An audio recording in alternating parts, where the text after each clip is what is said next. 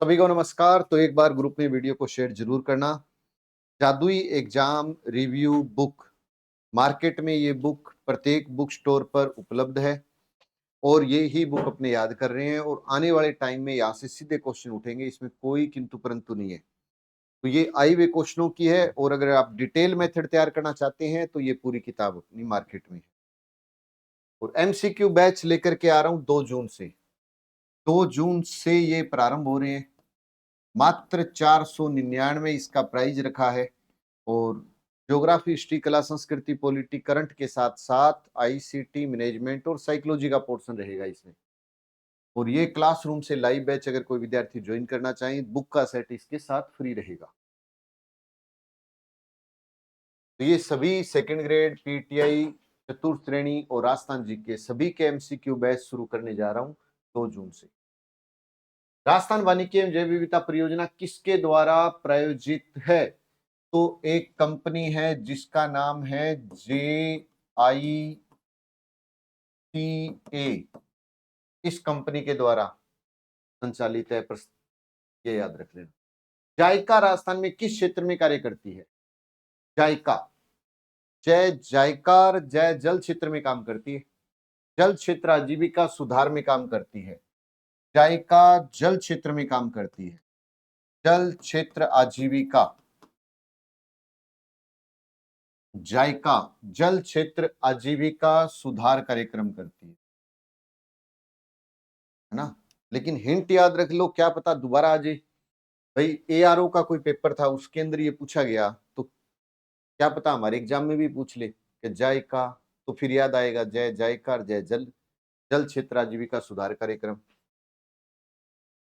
राजीव गांधी पर्यावरण संरक्षण पुरस्कार कब प्रदान किए जाते हैं? ये विश्व पर्यावरण दिवस के दिन किए जाते हैं। अब आपको ये भी पता होना चाहिए कि विश्व पर्यावरण दिवस कब मनाया जाता है। तो आप कहेंगे ये तो 5 जून को मनाया जाता है। 5 जून को मनाया जाता है विश्व पर्यावरण दिवस। तो विश्व पर्यावरण दिवस के अवसर पर किए जाते। स्टेट फॉरेस्ट रिपोर्ट 2021 के अनुसार राजस्थान में सर्वाधिक वन क्षेत्रफल वाले 3 जिले बताओ। तो उस समय जो जिले थे वो उदयपुर था, अलवर था और प्रतापगढ़ था। ये याद रखो। आज भी सबसे ज्यादा पूछे तो उदयपुर ही है। आज भी ज्यादा पूछे तो उदयपुर है। जैव विविधता दिवस कब मनाया जाता है? विश्व पर्यावरण दिवस कब मनाया जाता है? 5 जून। खिजड़ली दिवस 12 सितंबर। तो विश्व जैव विविधता दिवस कब मनाया जाता है? तो 22 मई को मनाया जाता है। 22 मई को विश्व जैव विविधता दिवस के रूप में मनाया जाता है। खिजड़ली दिवस 12 सितंबर को मनाया जाता है। और अगर आपसे पूछे पर्यावरण दिवस तो 5 जून को मनाया जाता है। राजस्थान में संयुक्त वन प्रबंधन कब प्रारंभ हुआ? तब हुआ जब बीडीआर बनी। अब बीडीआर का मतलब है 12, दौसा, राजसमंद, 28वां, 29वां, 30वां जब जिले बनी तब ये कार्यक्रम शुरू हुआ था। संयुक्त वन प्रबंधन कब प्रारंभ हुआ? 1991 में प्रारंभ हुआ। अब 1991 का मतलब क्या हो गया कि इसी समय राजस्थान में 3 डिस्ट्रिक्ट बनी थी।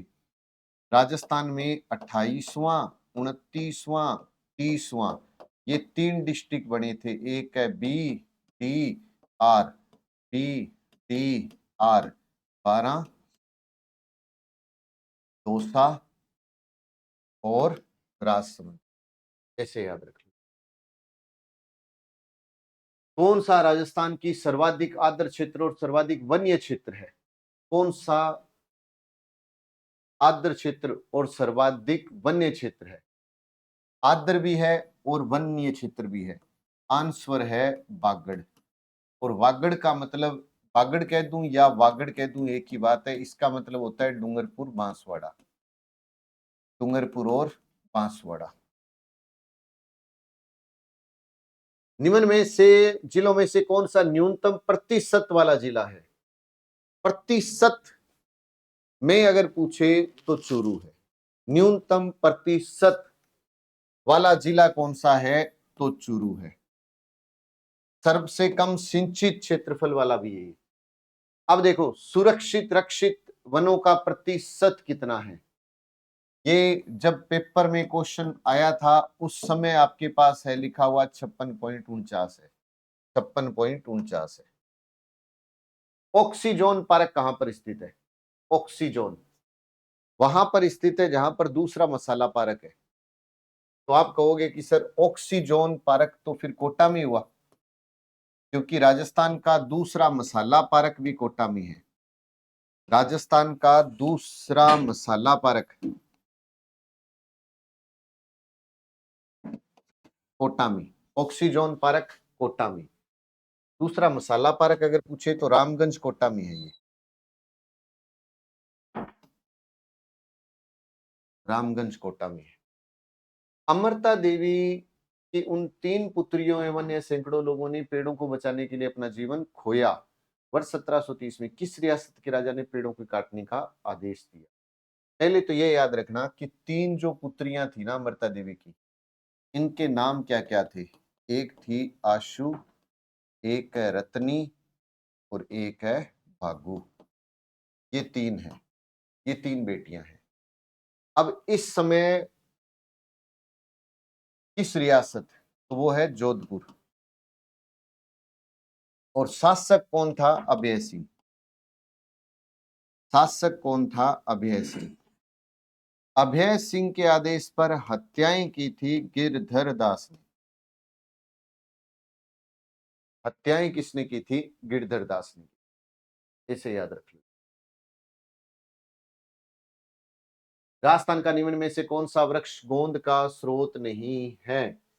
इसको अपने छोड़ ही दो। तो जैसे पलास लिखा हुआ था या बांस लिखा हुआ था, बांस लिखा हुआ था, तो उससे कोई मतलब नहीं। जंगल की ज्वाला के नाम से किसको जाना जाता है? अब देखो, जंगल की ज्वाला कह दो, जंगल की आग कह दो,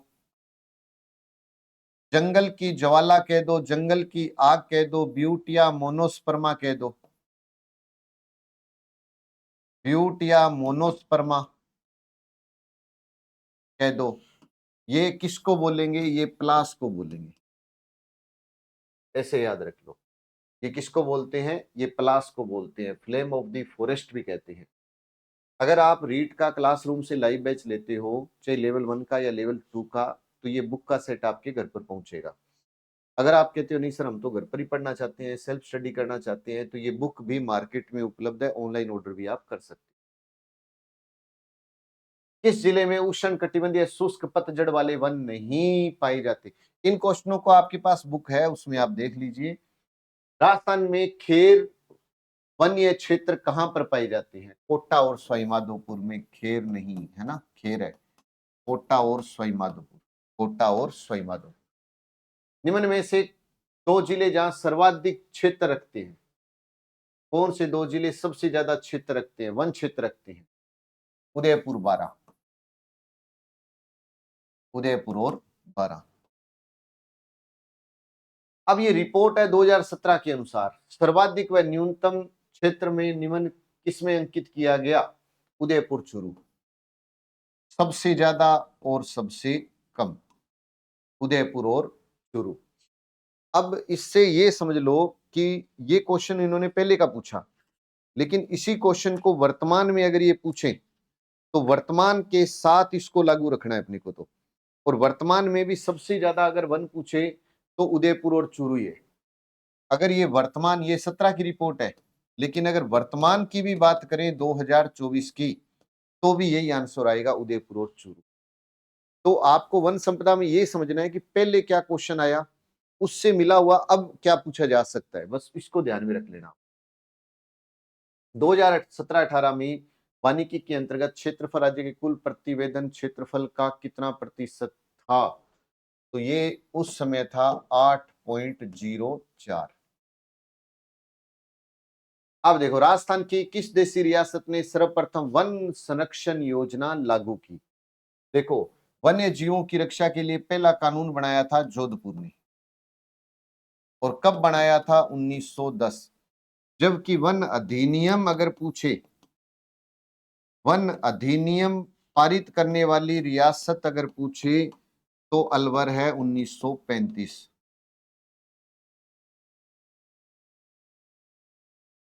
अलवर है 1935। राजस्थान में 50% से अधिक वन क्षेत्र किस श्रेणी में सम्मिलित हैं? संरक्षित रक्षित श्रेणी में है। सबसे ज्यादा वन है संरक्षित या रक्षित श्रेणी के अंदर। संरक्षित कह दो, रक्षित कह दो, सुरक्षित कह दो, रक्षित कह दो, सुरक्षित कह दो। 56.51 है। ये वर्तमान का आंकड़ा है। अगर आपसे पूछे तो ये वर्तमान का आंकड़ा है 56.51, ये याद रख लें। आरक्षित पूछे तो उदयपुर में है, अवर्गीकृत पूछे तो बीकानेर, सबसे कम पूछे तो, अगर कम पूछे तो अवर्गीकृत है, कम पूछे तो अवर्गीकृत है। निम्नलिखित उत्पादों में से कौन सा पर्दे बनाने के काम आता है? एक आती है ना खस घास। खस क्या है? एक सुगंधित घास है। कहां पर है ये? सवाई माधोपुर में है, टोंक में है और भरतपुर में है। ये याद रख लें। सेवन व लवण घास कहां पर पाई जाएगी? शुष्क में, ना हो तो पश्चिमी राजस्थान में, ना हो तो जैसलमेर में, ये भी ना हो तो मरु उद्यान में। कुछ भी पूछे। शुष्क है इधर वाला क्षेत्र, पश्चिमी राजस्थान है, जैसलमेर है, मरु उद्यान में सेवन घास है। सेवन का वानस्पतिक नाम बताओ। ल सी यू रुस सी डी कुश लश्यूरुस सिडी कुश लश्यूरुस सिडी कुश। कत्था मुख्य उत्पादक कौन कौन सी है? देखो उदयपुर को जरूर याद रख लेना। कत्था उत्पादक उदयपुर सिरोही। कत्था उदयपुर। कत्था, कत्था खेर की लकड़ी से कत्था कथोड़ी जाति, कै कत्था कै खेर और कथोड़ी जाति के द्वारा कत्था तैयार किया जाता है। किस जाति के द्वारा? कथोड़ी जाति के द्वारा। राजस्थान में अधिकतम प्रशासनिक वन क्षेत्र किन श्रेणियों से संबंधित है? अधिकतम, अभी मैंने क्या कहा था, 50% से ज्यादा। संरक्षित कह दो या सुरक्षित कह दो या रक्षित कह दो, एक ही बात है। बीड़ किन जिलों में पाए जाते हैं? बीड़, वैसे तो बीड़ पाए जाते हैं शेखावाटी में। अब अगर जिला पूछ ले तो सीकर है। सीकर के पास में जोधपुर बीकानेर का जो क्षेत्र है वहां पर बीड़ पाई जाती है। शेखावाटी में घास का मैदान बीड़ कहलाता है और ढूंढाड़ में घास का मैदान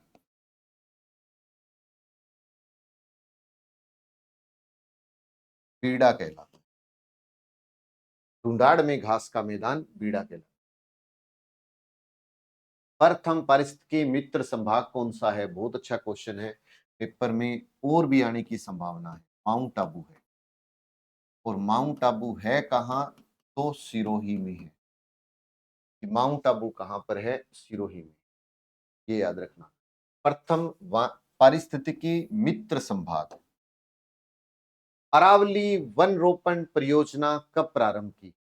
अरावली, अरावली 92। अरावली की कुल लंबाई कितनी है? तो आप कहोगे 692।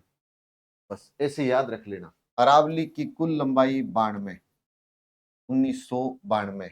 बस देखो अरावली की कुल लंबाई पूछे तो कितनी है, तो आप क्या कहोगे?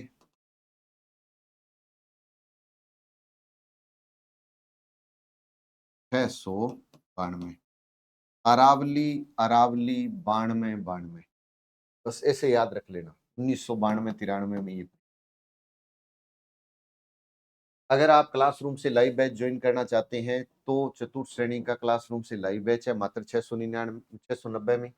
और अगर आप घर बैठे शानदार तैयारी करना चाहते हैं राजस्थान जीके की, तो राजस्थान जियोग्राफी, हिस्ट्री, कला, संस्कृति, पॉलिटी, अलग अलग बुक भी है मार्केट में, और अकेली बुक जियोग्राफी जीके की भी है। कौन सी वनस्पति प्रतिरोधक क्षमता बढ़ाने में उपयोगी है? तो अश्वगंधा। कौन सी वनस्पति है? अश्वगंधा। अश्वगंधा। कौन सा वनोत्पाद राजस्थान में ग्रामीण क्षेत्र में शराब बनाने के काम में लिया जाता है? देखो, महुआ। और महुआ पर प्रश्न आता है कि आदिवासियों का इसे कल्प वृक्ष कहते हैं। आदिवासियों का कल्प वृक्ष किसे कहते हैं? आदिवासियों का कल्प वृक्ष महुआ को कहते हैं। और महुआ से मावड़ी शराब बनाई जाती है। महुआ से कौन सी शराब बनती है? मावड़ी। कांग्रेस घास एक खरपतवार घास है।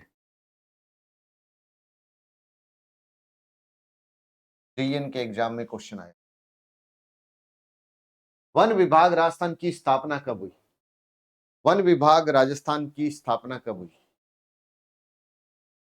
तो 1950 के आसपास हुई। 40 से 50 लिखा होता है इसके लिए। 1940 से 50 में। वैसे इसकी स्थापना 50।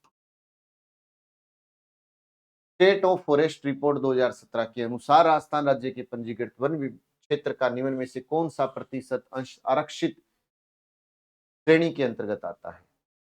तो आरक्षित श्रेणी के अंतर्गत कौन सा क्षेत्र आएगा? ये बताओ, आरक्षित है कहां सबसे ज्यादा? उदयपुर में है। पहले तो 38 था, अब ये 36.99 है। 36.99। पहले तो 38 पॉइंट कुछ था, लेकिन 38.11 था, ये पूर्व में था और ये वर्तमान में है। और आरक्षित सर्वाधिक उदयपुर में है। कैसे याद रख लेना कि आरक्षित सबसे ज्यादा कहां पर है? उदयपुर। अरावली पहाड़ियों में सालर वृक्ष किस ऊंचाई पर मिलते हैं? बताओ इसका आंसर। किस ऊंचाई पर मिलते हैं?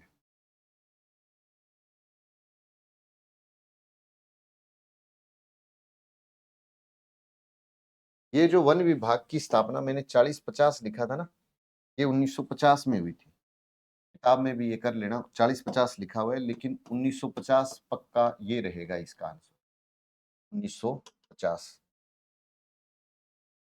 सालर वन, सालर जो संभागों में बताया था, 450 मीटर से अधिक ऊंचाई पर मिलते हैं सालर। 450 से अधिक की ऊंचाई पर मिलते हैं सालर। 450 से अधिक की ऊंचाई पर।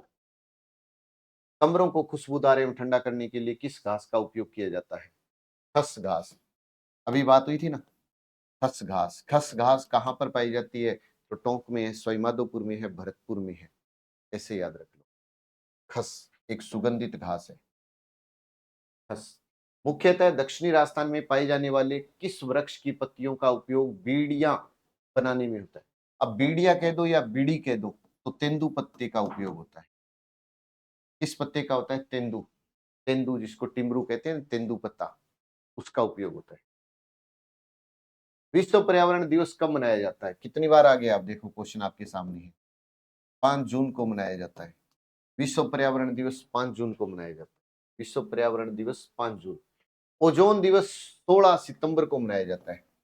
कि ओजोन दिवस कब मनाया जाता है? तो 16 सितंबर को मनाया जाता है। पर्यावरण दिवस 5 जून को, ओजोन दिवस 16 सितंबर को। कौन सी नीति पारिस्थितिकी संरक्षण के साथ पर्यटन को बढ़ावा देती है? बताओ। इको टूरिज्म नीति। इको 21 में बनी थी, 21-22 में बोलते हैं ना, इको टूरिज्म नीति। कैसे याद रखें? JFM का पूरा नाम क्या है? संयुक्त वन प्रबंधन। हिंदी में याद रख लेना इसको। संयुक्त वन प्रबंधन। Joint forest management. Joint forest management. संयुक्त फॉरेस्ट यानी वन, मैनेजमेंट यानी प्रबंधन। वन विभाग राजस्थान द्वारा जारी स्टेट ऑफ फॉरेस्ट रिपोर्ट के अनुसार राजस्थान का कुल वन क्षेत्र कितना है? देखो, वन विभाग द्वारा जारी स्टेट ऑफ फॉरेस्ट, बताइए, स्टेट ऑफ फॉरेस्ट के अनुसार। तो ये वर्तमान का अगर आंकड़ा आपसे पूछे 2024 के अनुसार, तो मैं वही बता रहा हूं, 2024 के अनुसार तो अब ये 9.60 है, पहले 57 था लेकिन अब 60 है। वन नीति के अनुसार कितना प्रतिशत क्षेत्र वनों में आच्छादित होना चाहिए? देखो, वन नीति ये कहती है कि किसी भी क्षेत्र के 33.33% भाग पर वन होने चाहिए। ये याद रख लेना, वन नीति क्या कहती है कि किसी भी क्षेत्र के 33.33% भाग पर वन होनी चाहिए। बस। राजस्थान प्रदेश में शुष्क सागवान के वन पाए जाते हैं। भाई कितनी बार पेपर में आया है, आपके सामने है। ये दक्षिणी राजस्थान में पाए जाते हैं। ये बांसवाड़ा, डूंगरपुर, उदयपुर वाला जो क्षेत्र है वहां पर पाए जाते हैं। ये सीता माता अभ्यारण्य में पाई जाती है। तो इसके तो रट्टा लग ही गया होगा। राजस्थान के दक्षिणी भाग में 250 से 450 की ऊंचाई पर सर्वाधिक संख्या में कौन से वन मिलते हैं? 250 से 450 में सागवान के वन मिलते। तुक्का भी मारना हो ना तो कह दो दक्षिण आ गया, या डूंगरपुर बांसवाड़ा आ गया, या सीता माता आ गया, तो सागवान आ गया। बस। चारकोल बनाया जाता है। चारकोल, चारकोल बबूल से बनाया जाता है। चारकोल, चारकोल बबूल से। कौन से वन राजस्थान में सर्वाधिक क्षेत्र में फैले हुए हैं? उष्ण कटिबंधीय पतझड़ वन। उष्ण कटिबंधीय पतझड़ वन सबसे ज्यादा क्षेत्र में फैले हुए हैं। उष्ण कटिबंधीय पतझड़ वन सबसे ज्यादा क्षेत्र में फैले। सन 1730 में राजस्थान के जोधपुर जिले में खेजड़ली आंदोलन किसके लिए हुआ था? वन संरक्षण के लिए हुआ था। वन संरक्षण के लिए। तो आपने देखा होगा ये क्वेश्चन किस तरीके से पूछा जा रहा है। खेजड़ली आंदोलन कब हुआ? 1730। किसके नेतृत्व में हुआ? अमृता देवी। कहाँ हुआ? खेजड़ली गांव। एक बार क्वेश्चन आया किस तिथि को मेला लगता है? तो भाद्र शुक्ल पक्ष की 10वीं तेजा दशमी। अभी हमने क्या डिस्कस किया कि इस समय शासक कौन था? अभय सिंह। हत्याएं किसने की? गिरधर दास ने। कितने लोगों के साथ बलिदान दिया गया? 363। वृक्षों के संरक्षण से संबंधित मेला कौन सा है? तो अभी वही बात है कि एक ही पर्सन है जो बार बार पूछा जाता है कि जड़ली मेला। अब पूछ ले कि कब लगता है, तो भाद्र शुक्ल पक्ष की 10 को लगता है। शुक्ल पक्ष की 10 को लगता है।